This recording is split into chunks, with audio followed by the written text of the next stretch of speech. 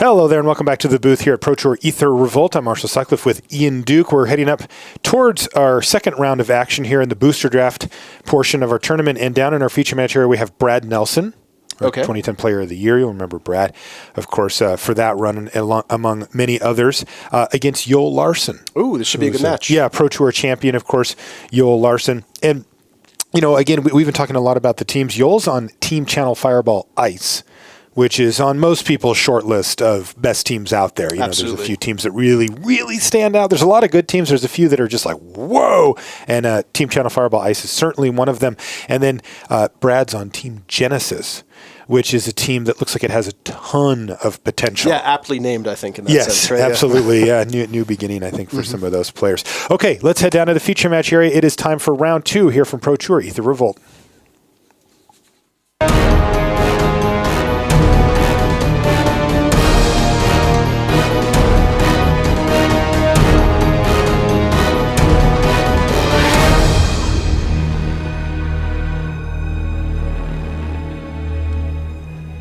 Hello and welcome to coverage of Pro Tour Aether Revolt. I'm Marshall Sutcliffe in the booth with Ian Duke, and we are ready for round 2 action where we have Brad Nelson. You can take a look at Brad there from Team Genesis, and he's ready to battle. Both of these players, of course, won their first round. On the other side, Team Channel Fireball Ice's own Joel Larsson. All right. Looking good with those headphones. Now, Ian, I can tell you that we put the headphones on the players because there's actually a viewing area here in Dublin. And the players are going to get, and the spectators are going to get a chance to watch the action and hear it as well. And that means that they're going to hear, well, our voices out there. Hi, everybody who's live in the building. And what that means, of course, is that we don't want the players to hear because we talk about what's in their hand and what's in their deck and that kind of thing. So those headsets are on them so that they can hear each other when they say, go. Then the other person can hear them, but they, of course, can't hear any of the outside noise that blocks it out. All right, so a quick start here for Joel Larsson. He's played cards on both the first and second turn of the game. Renegade map into Speedway Fanatic. He's got a Defiant Salvager here to follow up. A little bit slower on Brad Nelson's side. He's got an Implement of Examination is the only play he's made so far, and it looks like he's going to go ahead and sacrifice that right away to get himself a couple of cards, one for sacking, one for it hitting the graveyard. We were taking a look at Joel Larsson's deck list here, Ian, before the match, and he's got kind of a neat little synergy, especially with that Defiant Salvager. That's right. So the basic character of this match is Joel Larsson is playing black-red aggro, I'll say, but he's got a little bit of synergy here with Defiant Salvager, and Wrangle is something that we might see come up, where he can steal the opponent's creature and then sacrifice it there, as well as some Revolt synergy with Vengeful Rebel, a card that we saw last round as well.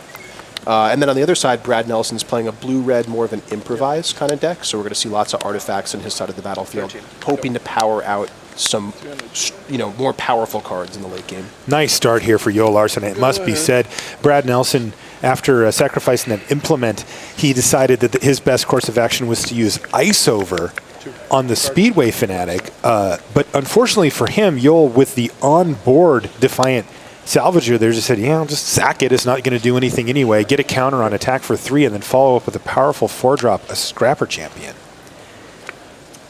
Now, this is a good turn here for Brad Nelson. This is what his deck is designed to do. He's got a Bastion Inventor on the battlefield. Now, it's a turn early, but I got to say, good enough. You'd pay 5 mana for a 4/4 with Hexproof. Of course, Brad's deck can actually power it out much sooner than the 5th turn of the game, but that is going to go a long way to stabilizing that board.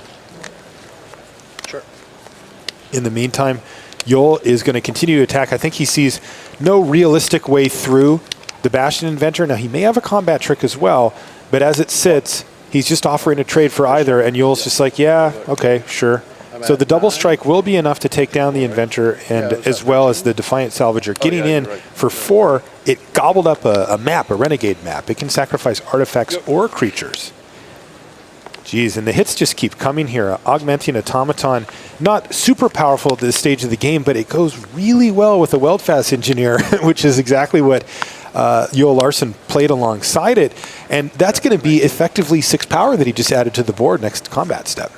Yeah, maybe even more. Things looking great for Joel Larsson here. Aggressive start here for his aggressive deck. Brad already down to 9 points of life. Definitely on the back foot here. He's going to need to come up with something pretty good defensively here this turn if he wants to get back into this game.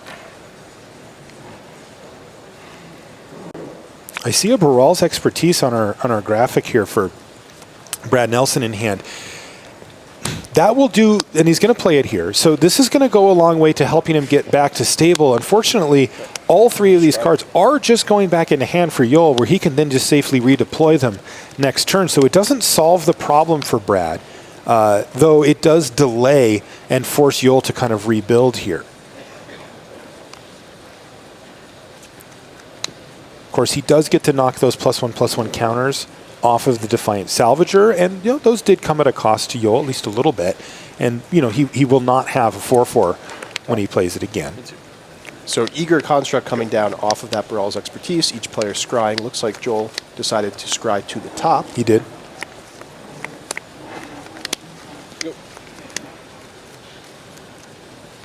And it looks like he's going to play the Weldfast Engineer again. And he's got a Consulate Dreadnought, if I'm not. There's a little shine there that I can't. Oh, yeah, there. We got the graphic up. That is definitely a Consulate Dreadnought. Okay. So he brought the big beater here. Interesting card, by the way. Yeah, and there's potentially a cool interaction I see coming up here. If you can replay the Augmenting Automaton and give it the power bonus there from the Engineer, he might be able to actually crew that Consulate Dreadnought. Yeah, he can. That happens at the beginning of combat, but before declare attacker, so he can do that. Quick swig of water here for Joel. While Brad continues to scramble. He has been behind for the duration of this game, but he should have a more powerful late game than Joel. See if he can put something together. It looks like a Fleet Wheel Cruiser is his play for the turn, and frankly, that's not really what he wants to be doing here. That does not solve the problems that Joel has presented. Looks like Brad actually, considering leaving the Fleet Wheel Cruiser back on defense, does decide to commit the attack there with the free one-time crew on entering the battlefield.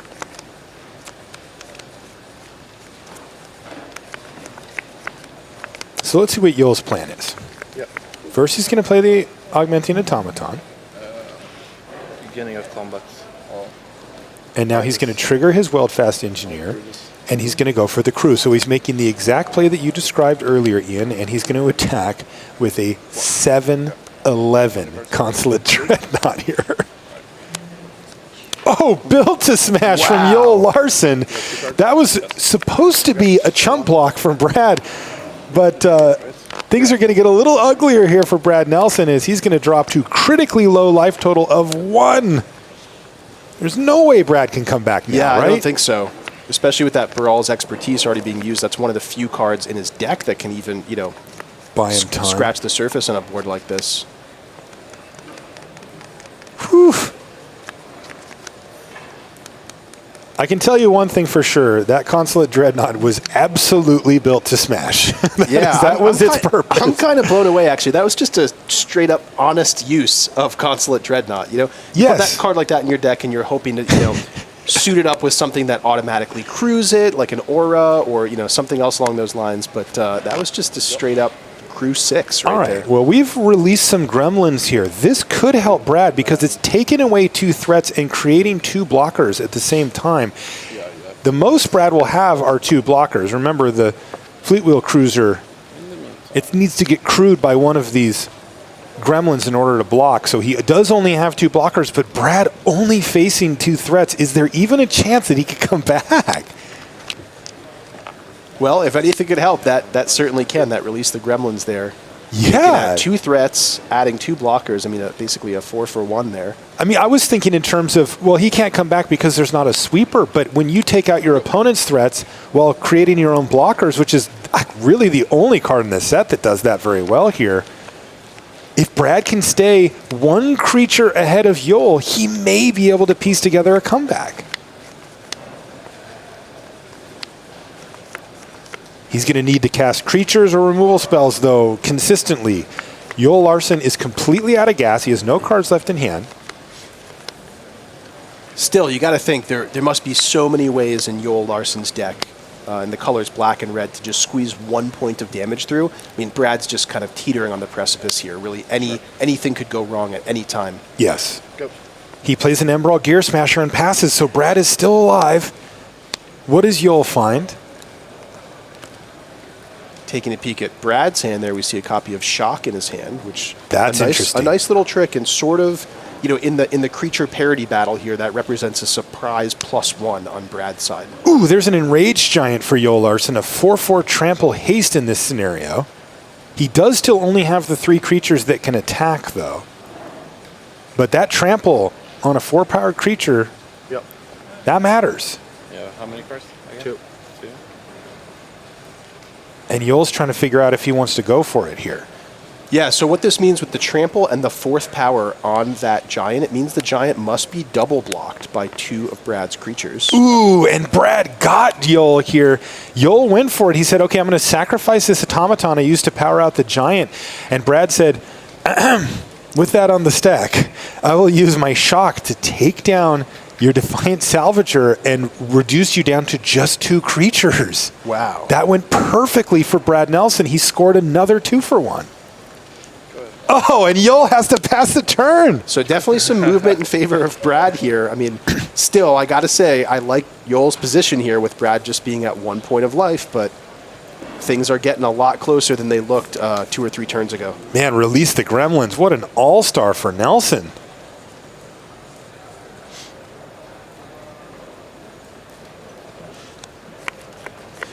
Unfortunate draw for Brad Nelson there, an off-color Cogworker's Puzzle Knot. Yeah, is that what he drew? I think so, yeah. It is. So not super great. But No, but hey, it does make a creature. that's true. He's playing a Cogworker's Puzzle Knot. For a moment, I thought it might have been Metal Spinner's Puzzle Knot, the black one. That would have been truly unfortunate with him being at 1 life. But yeah, the Cogworkers at least makes a creature for him. Wow, look at this. This is an attack from Nelson here because he knows that the longer this game goes, the more chances that Joel's going to have to find just that one spell. Like you mentioned, there's a bunch of them in these sets to just punch through that last single point of damage. And he knows he needs Joel to basically just be on empty here for the rest of the game. And you know what? Stage 1 complete for Brad. Joel just drew a swamp for the turn. Yeah, I really like that attack from Brad here because, you know, when you're in a situation like this, being at 1 life, you often feel like, okay, I'm super on the defensive here. I just have to hang back and, you know, wait for a miracle to happen. But in the reality, it's the opposite. You know, you need to close out the game before Joel can find a way to deal that last point to you. And often getting on the offense is your best path to safety in that sense. Closing out the game before Joel can find the thing that he needs. Yeah, both players are out of gas. They both have a single land in hand. Joel's going over his options now about forcing some trades or something like that. Jet 7. Yep. Man, Joel Larsson's down to 7 after the Emerald Gear Smasher takes down that Cogworker's Puzzle Knot for 2 damage to Joel. This is nervous time for Joel Larsson, too, especially with how far ahead he was at one point in this game. It felt like there was nothing that could get Brad back, but Release the Gremlins had something else to say about it. And this is also a good sign for Brad. Joel is now reaching for Brad's graveyard. And that's often something that a player will do when they think that they might be losing the game and they want to just recheck, hey, what card did you play against me? What sideboard might I need? That's a very good point. Yeah, this is a real nail-biter here. I mean, so I'm going to say on board right now, I think Brad actually has the advantage. We're looking at potentially Brad closing out the game in a couple turns here, especially if you think about Fleet Wheel Cruiser representing 5 damage, plus the ability to deal 2 there with the... Ooh, this is an Implement of Combustion for Nelson to put Joel Larsson down to 6 and draw himself a card.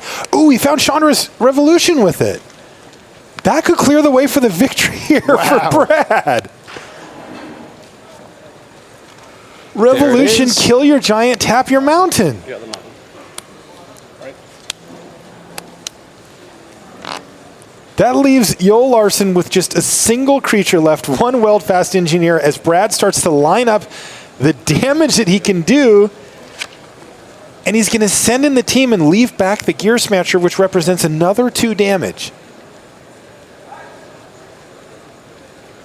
Brad is going to win this game. I cannot believe it. That's incredible. That is unreal. 2 trample. You're at 1. You go down to 1, and that means all I have to do is activate my Emerald Gear Smasher, and this game's over. And Brad Nelson picks up the game. Wow, what an amazing game. What an incredible comeback. Wow, that was fantastic. I love games like that. And, you know, you start to rack your brain for the different cards in the format. When you see somebody so far behind you, you think, well, he doesn't have Fumigate. He's not even in white. And it was Release the Gremlins that stabilized the board and gave Brad a fighting chance, who played tight down the stretch and was able to take game one. We're going to be back right after these messages.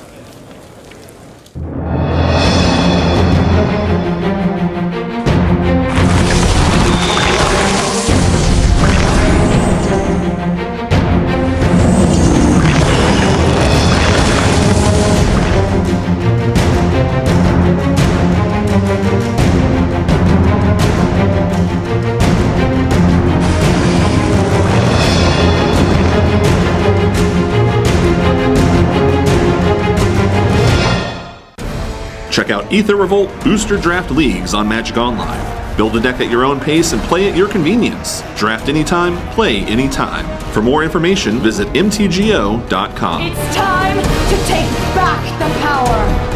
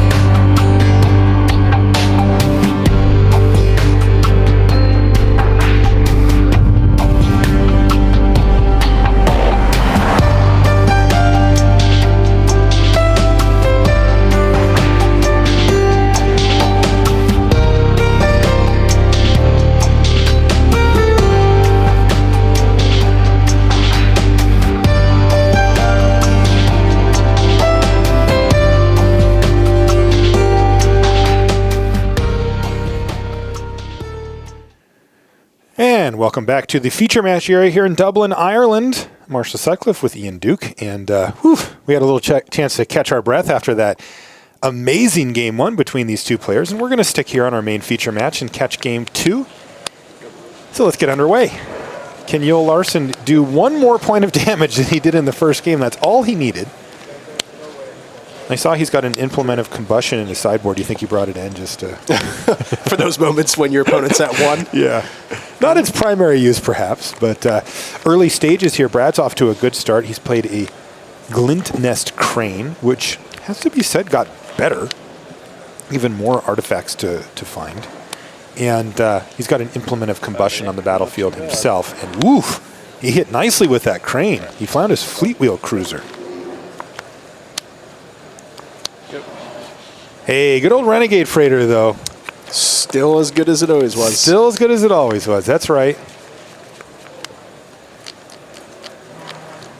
It's got the Untethered Express. That's right. Which I'm assuming you will know of as Runaway Train. Is that has to be, right? Yeah, meaning like as a playtest name? Yeah. Yeah. I think it was called something like that at one point. But Untethered Express, of course, is an uncommon, while the Renegade Freighter saw a lot more of those around.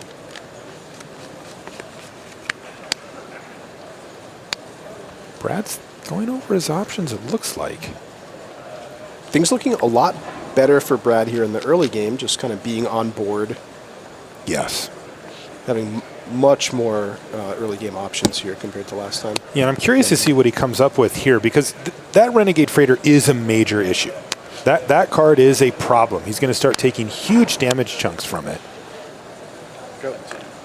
And it looks like Night Market Guard is the only thing he came up with. That is not going to do a good job. And we saw a copy of Ice Over from Brad last game. Yes, that could be a good answer. That can target artifacts. Good point, Ian. That is something he'd love to see here. I think what Brad's doing is trying to prioritize powering out a Bastion Inventor. He's got that in his hand. And by playing a second artifact that last turn, he can go land and play it if he's got it. And it looks like that's not going to be the case. So he's going to jam for 4. And he may be missing a land drop here is what's going on. There's that Ice Over. Oh, very nice. Yeah, and he did not have the land. So that does explain that line of play. And he is forced into the somewhat awkward position of trying to race against the black-red aggro deck. But, I don't know, that looked pretty good to me. Yeah, I actually like Brad's spot a decent amount here. With the addition of the third artifact, he will have enough for the Bastion Inventor next turn. That's a nice, the hexproof there makes it a really nice, reliable blocker to come up the ground. Matches up well against the Vengeful Rebel. For those of you just tuning in, you've got the advantage bar there just above the life totals that can help you get an idea of who's leading in the game, because sometimes in Magic it can be a little misleading to look at the life totals. And so we thought, well, we'll give you a little hint there about who we think's ahead. So keep your eye on that as we work our way through the match. There's that Consulate Dreadnought again. I gotta say, it looks pretty bad here, though. Yeah, it definitely requires a huge investment to get that Dreadnought going, and Joel's deck doesn't look like it's really providing him what he needs to get the Dreadnought online.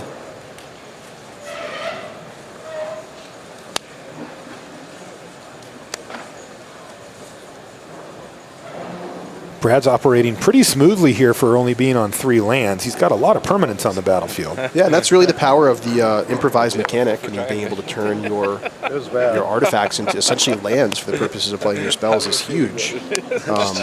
We actually see Brad actually trimming a land, going down to 16 instead of the usual 17. Probably in part because of his improvised synergies and the implements that he has in his deck, which he can use to cycle. Like, I know that look.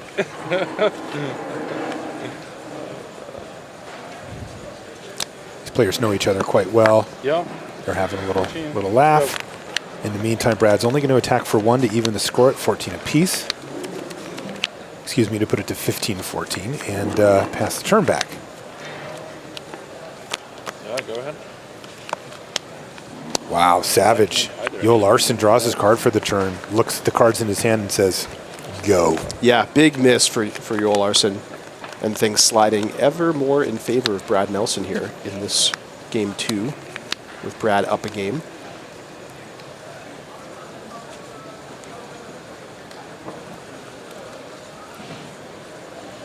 Yeah, that Frozen Renegade Freighter was all set to do a ton of damage this game, but only got in once.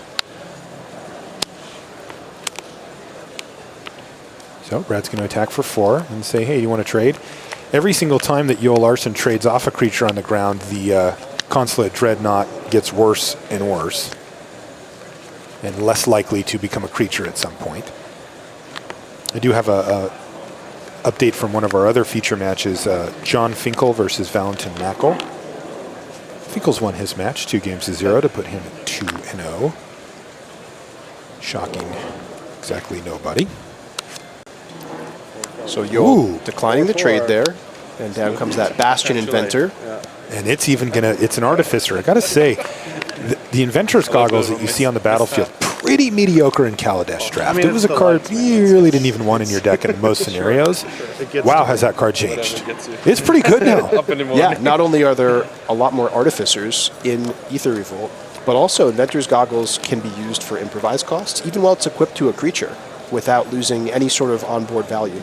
Yeah, and the +1/+2 is just enough. It really is. It's just enough that you're like, yes, my creature is definitely better, enough that it affects combat, it makes it harder to kill, and it's just on that line. But with all the other things attached to it, all of a sudden the card becomes pretty darn good in this format. Yeah, okay, here comes a like Wrangle. Like yeah, I do too. So what is he going to do? He can equip, excuse me, he can crew and smash for 7. Brad's deciding if he wants to chump block or not, because the last time he did, built to smash happen and ended up taking a ton more damage. And we can see why now. Rush of Vitality is going to represent a huge life gain there for Joel Larsson, gaining 8 life in that transaction. But still, it looks kind of desperate. Yeah, that was definitely a desperation play. I mean, you don't really want to wrangle your opponent's creature and not really get any damage through. All that represented for Joel Larsson was just gaining some life. Yep.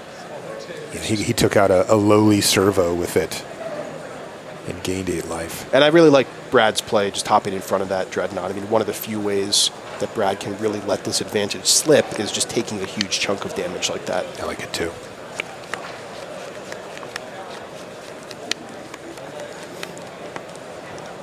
Interesting. It looks like Brad's taken up the habit that we've seen some players. The first I saw was Pascal Maynard, of putting cards upside down in his hand that his opponents know about. Oh, that's cool. So Yeah. it's a reminder to yourself that, That's hey, right. my opponent knows about this, so I should factor that into my own plans. Exactly. And in this case, it's a Fleetwheel Cruiser that he got way back on turn 2 from that Glint Nest Crane. And a Sweatworks Brawler is going to be the follow-up here. And yes, that is also an Artificer. Everything's an Artificer in Aether Revolt. You'll put that card on top of his library. But in the meantime, Brad Nelson has pulled further and further and further ahead, and it's incredible. He's just now hitting his 4th land drop of the game. Yeah, the improvised mechanic has been really, really impressive this game. I mean, look how many permanents Brad has on the battlefield compared to the number of lands that he's had all game. And that's going to do it. Brad Nelson Wow. is able to just completely overwhelm Joel Larsson, basically with 3 lands for that whole entire game. And he was putting out 4/4 hexproofs that got equipped for free, the Sweatworks Brawler with Menace, and he's able to pretty easily cruise past Joel Larsson in game 2. Game 1 was a little bit more of a challenge, but in game 2, he kind of cruised there to the win. So that's going to be Brad Nelson winning his match 2-0 over Joel Larsson, leaving us with just 1 match still going. Got Tom Martell. He's on Team D3 Go. He's playing against Zach Ashton. Martell in the tank. Take a look at Zach there. And Martell's up a game here. It's looks like it's in the middle stages of this game as we come in. And nothing too insane going on either side that I can see. Oh, no, maybe the last card is pretty insane. There is a free jam Regent on the battlefield. So Zach Ashton. Ooh.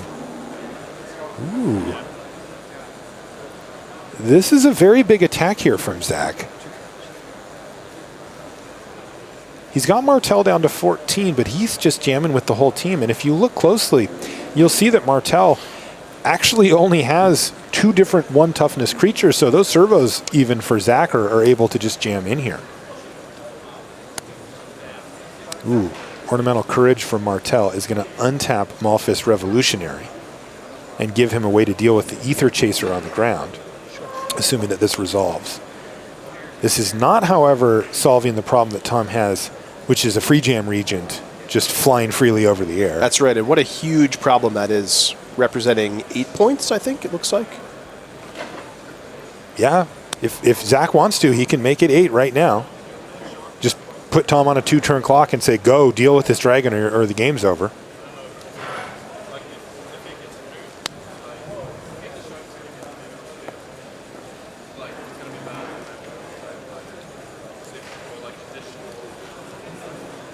Interesting. The Malphus Revolutionary currently blocking a servo. Now, we can only assume from Tom's point of view here that he needs to block in such a way to give him the most amount of time to find an answer to that free jam regent. That's really the card that this battlefield is revolving around right now.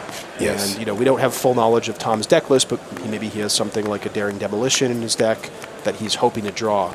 And so, you know, what's going through Tom's mind right now is how can I buy as much time as possible, give me as many looks at my outs as I can find.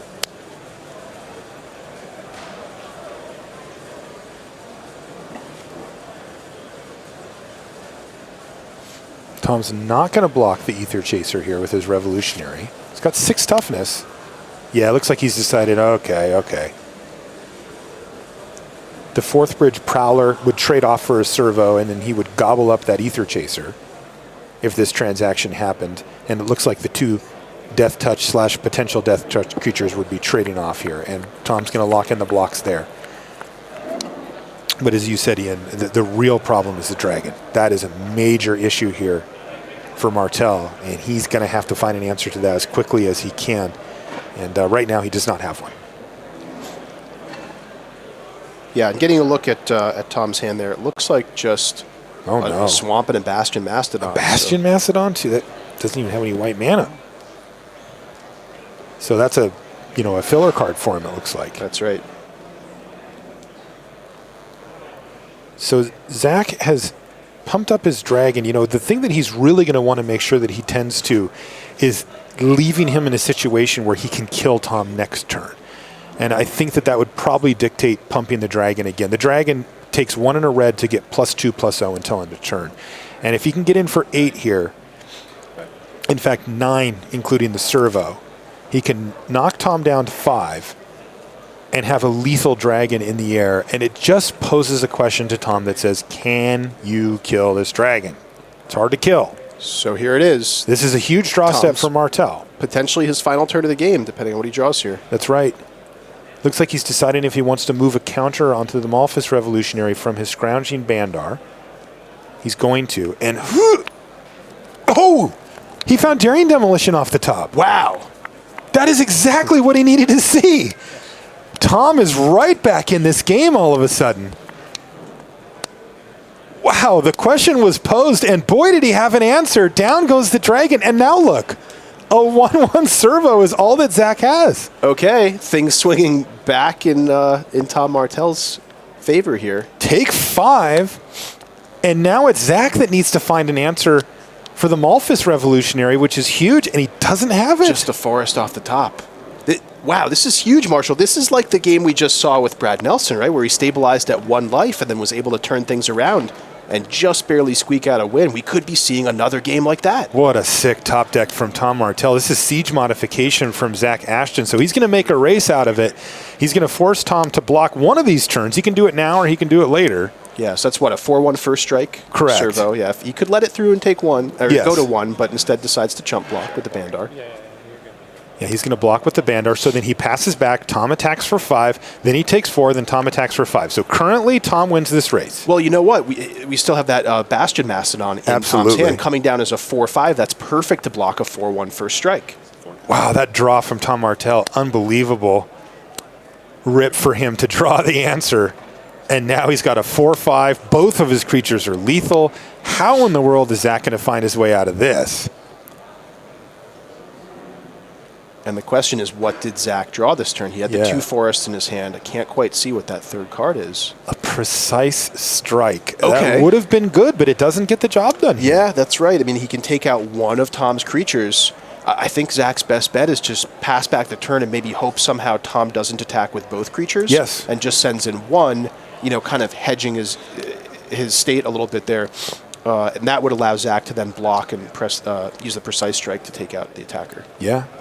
Either way, he's going to be facing down something big and scary, and Cruel Finality off the top will probably live up to its name here for Martel. He could just proactively just kill the creature attack with 2, and it is very difficult for Tom to die. Now, he could. He could. There are scenarios where, Fleet Wheel Cruiser could come down and smash him, something like that, but under most normal circumstances, he would not. Now, it is interesting to note if Tom's just going to be like, well, do I want to get the blocker just completely out of the way and send in 2 lethal threats and force you to answer them? Or do I want to just let you block, and if you have something in your hand, I can just respond?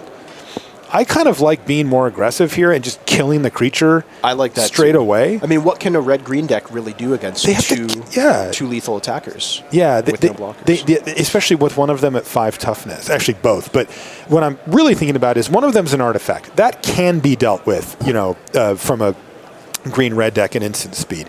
But a 5/5 is very difficult to deal with. All right, it looks like Tom's just going to ship with both. As it turns out, any answer would be fine. And Zach just says, yeah, I just had a couple of lands and a combat trick left. And Tom was like, well, I had another removal spell in hand anyway. And that's going to be the match going to Tom Martel. Woo. Yet another really nice comeback. Yeah, we saw some great matches this round, We Marshall. certainly did. I was thinking in my head, I wonder if he's got a Daring Demolition. I was going to start shuffling through, but I knew the moment was coming up quickly, so I thought, well, I'll just play along with everybody else and watch as it happened, and boom, right off the top. Yeah, I mean, for all we know, that may have been a 1-outer, Yeah, right, for could Tom have been. there. So pretty incredible. Yeah, fantastic stuff in the feature match area. I tell you what, even if the pros haven't quite fully figured out the format, they're all saying like, I'm still trying to get my feet. Well, it's certainly an exciting one. We've seen a lot of swingy games here in the early stages, and we're only in round 2. All right, well, that is going to do it for round 2 coverage here. We've got one more round of booster draft, but first let's head back up to the news desk and Rich Hagan.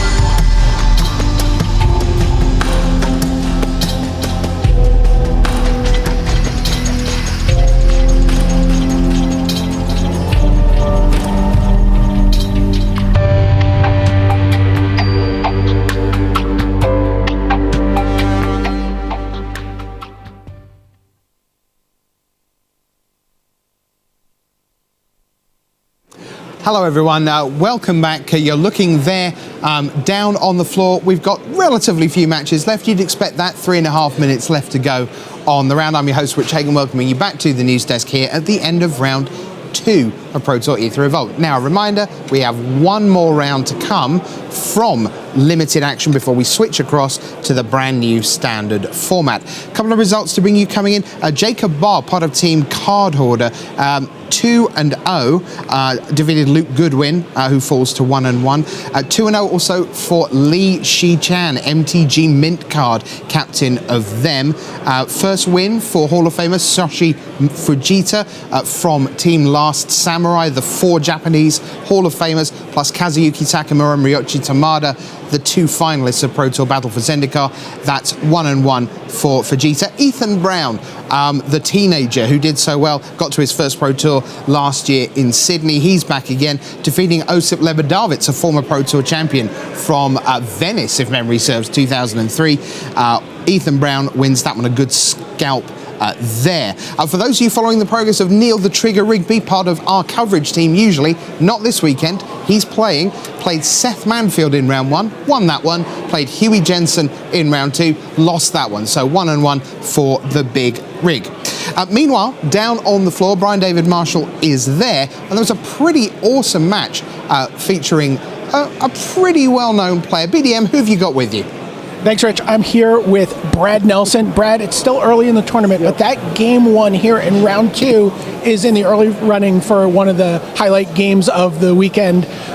Is it also loose keep? Is that a highlight too? Because I was a little sketchy on it, but I thought he was going to mulligan. Jill gave me the hurry up, I'm going to mulligan, so I was like, all right, I'll keep it. Joel, of course, someone you've played with a lot in the past. Yes. Yeah, I've tested with Joel, I don't even know, two different teams, Team Revolution, Team Eureka, probably half a dozen Pro Tours with him. So we've also played a lot on the Pro Tour, so I love the man. We've hung out a lot, and now rivals in the team series. Yeah, we're rivals too. So talk us through that game, because the advantage bar on that match was swung wildly in Joel's favor. You're there at 1, and you've already used your Brawl's expertise. It doesn't seem like there's going to be a great way out for you. What were you thinking about as you drew for that turn? Well, I thought I was dead, but after the expertise, I felt like I do have quite a few rares, and my deck wants to stabilize, but it was going to be difficult against his 7-11, but I had the Release the Gremlins, and because I knew that he had another 1/1 in his hand, I was able to get 2 artifacts off the board, and then a turn later, he 2-for-1 himself through me top-decking a shock. So pretty much what happened is his small ball really set him behind in those later turns where my deck has more powerful top decks, and I just hope he didn't draw a shock or an implement. I'm at 1, but what am I going to do? He built this match to me. I can't really stop it. Now, one of the things I think that is a difference maker between kitchen table players or Friday Night Magic drafters at the Pro Tour is, when do you pivot and start attacking? You had that Fleet Wheel Cruiser, and you started getting in with it at a point where you're at 1, but he had a trampler, so it was like a tricky thing to keep back to block also, right? Yeah, I mean, you have to pick your spots. You have to win the game. So you have to find the way that you're going to win, and you can't be afraid of losing, because I could sit back forever, let him draw something that deals me damage, and then the game's over. So if you think that you can get in a couple damage and it's not going to really hurt your strategy, you have to. And you can't be afraid of losing games, because, there's 16 rounds, they're all the best players. I'm not going to win all 16 rounds, so I might as well give myself the best chances of winning, because I know I'm already going to lose some. Switch for a second to the team series here. Genesis, how's the team doing, and what's this experience been like for you? I mean, it's still early in the tournament, and I'm stuck up here after the round, so I don't even know how they did this round. But the team worked really well. We all functioned well, and because we're a little Europe and a little America, there's a couple of people that never worked together. But we had a whole lot of fun this week, and I feel like this Pro Tour is our team building Pro Tour, and then we're really going to hit it hard come Nashville for testing. We're all going to know each other by then, and I think the team has what it takes. We've all had good success, so it's going to be a tough series. But as long as we have good chemistry, that's all I'm worried about for this Pro Tour. You guys keeping a team scoreboard? No, we're not really that competitive. Not really. I mean, I know that I've lost a lot in limited in our drafts, but that's about it. People are self-deprecating, but there's not a lot of ego in our team. Oh, I meant a team scoreboard for how you guys are doing. Oh, I mean, we talk, but I mean, it's way too early for a scoreboard, right? There's like, I got 2 check marks. I know Lucas has 2. But... I was giving you an opportunity for a graceful exit so you could let you go update the scoreboard. Oh, I'm going to go update the scoreboard and then learn how to like do this because it's 8 years isn't enough for me, I guess. All right. Always the best. Brad Nelson, thanks. Sending it back up to you at the desk, Rich. That was good. In case you're wondering, this is why I work alone. Anyway, welcome back to the news desk. Lots more results coming in. Jeremy Desani from Team Harrier, the sort of Asia-Pacific European mixed 3 on both sides there. Desani's up to 2-0. Justin Cohen from Team Mutiny, he is 2-0 as well, as is Puzzle Quest's Andrew Cuneo. Now, Ben Stark and Eric Froelich, both Hall of Famers, both on Team Channel Fireball Ice. They are 2-0, as is D3 Go's Ben Rubin, sort of former Pantheon, D3 Go and Puzzle Quest, the kind of division of the Pantheon. And Jason Smith. Now, who's Jason Smith? Well, he's the captain of Team NorCal. And this is a group from, guess where, Northern California. Basically, no Pro Tour experience outside Jason Smith, but he is up to 2-0, defeated a Pro Tour champion in JC Tao. There are great stories everywhere you look at the Pro Tour down on the floor. And as you can see, just about half a dozen or so matches still to come. But draft is our theme here in the mornings, both today and tomorrow. We have a very special feature. We have the draft view. If you've not looked at this before, you can look at every pick from every pack from all 8 players in the draft that we showed you live this morning. Now, you've already seen Marcio Carvalho dissected pick by pick. You've seen Ben Stark dissected pick by pick. But what do people think as they're actually doing the draft? Well, Matt Nass was on that much vaunted table, and he is ready to speak right now to Hall of Famer Luis Scott Vargas.